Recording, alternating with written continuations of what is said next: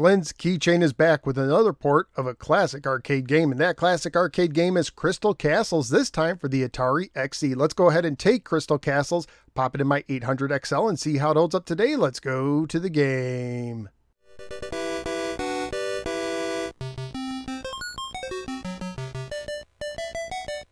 Crystal Castles was published by Atari and carries a copyright year of 1988. It is based on the 1983 Atari arcade game. Crystal Castles was originally being worked on in 1984 for the Atari 8-bit computers, but appears to have been abandoned due to the video game crash of the mid-80s, and was later finished by Atari Corporation for the XE computer. According to AtariProtos.com, it requires 64K of memory. Crystal Castles was also included on the Atari 400 Mini.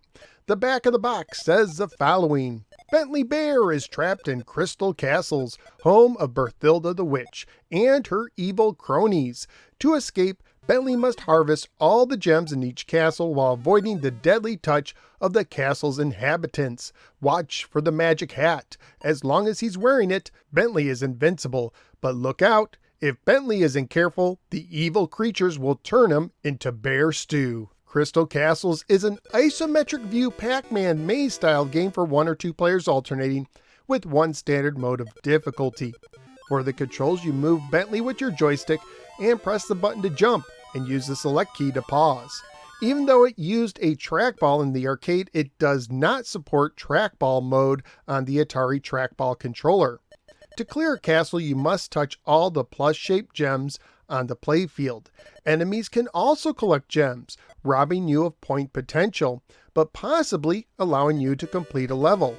The enemies include the rolling crystal balls, gem eaters, which you can actually defeat if you touch them while they are swallowing a gem, ghosts, skeletons, and Witch Berthilda. There is a magic hat that, if collected, makes you temporarily invincible and able to destroy the witch. Starting in level 9, the hat will turn into a crystal ball if you wait too long. There is also a honey pot that, if left on the playfield for too long, can attract bees that can also appear if you take too long on a single castle. There are also evil trees and a cauldron you have to avoid touching. Levels 1 through 9 have 4 castles each. Level 10, the final level, has only 1 castle. If you lose all of your lives, you can continue on the first castle of the last level you were on by entering the warp tunnel in the middle of the first level up to level 8. Scoring wise, you get 1 point for the first gem you pick up, 2 for the second, and it keeps going up, maxing out at 99 points possible per gem. The last gem in a castle is worth 1,000 points for the first castle, and that increases 100 points for each castle after. You also get 500 points if you put on the magic hat, or if you crush a gem eater, 1,000 points if you eat the honey, 3,000 points if you destroy the witch while wearing the hat, and if you complete level 10, you get 10,000 points per life remaining plus a time bonus. You get an extra life every 70,000 points. Graphically speaking, this is a solid looking port of the arcade game, although poor Bentley forgot to put on any clothing for this version. The sounds are solid, but it's the music that's the true highlight of this game.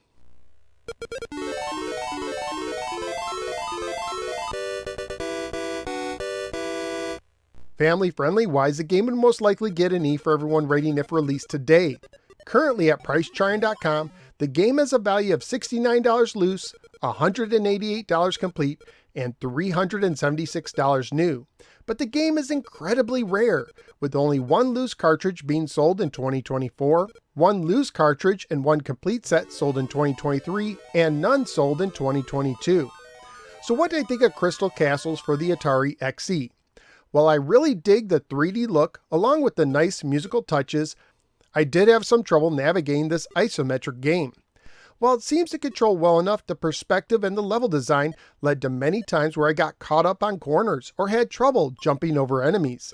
It didn't totally ruin the experience, as I did enjoy it to a degree. I also appreciated the continue feature, as I was able to use it to get to level 9, but at that point the game became too tough for my skills. It's possible if the game truly supported the trackball, it might make it more enjoyable, but I really can't say, as I've never had the opportunity to play the original arcade cabinet. In the end, this may be one of the best ports of the arcade game out there, but the isometric view and controls does hold it back from being a truly great game. So where am I going to rank Crystal Castles? I'm looking in the 20s. I think I'd rather play E.T. Phone Home again at 23, but I will put this over Death Star Battle at 24. So out of the 28 games I've now ranked for the Atari 8-bit computers, Crystal Castles is bouncing into the 24 position. Crystal Castle is one of the better ports of the arcade game, but it still can be tough to control. That's just what I think. What do you think? Do you like the game or have any memories of it? Let me know in the comments below. If you enjoy videos like this one and you want to support my work, please click like and subscribe, drop a comment below, and for mega supporters, either become a channel member or sign up at patreon.com/NoSwearGamer. Thank you for giving me a little part of your day, and I look forward to seeing you next time in the next episode of the No Swear Gamer. Take care and watch out for Witch Berthilda.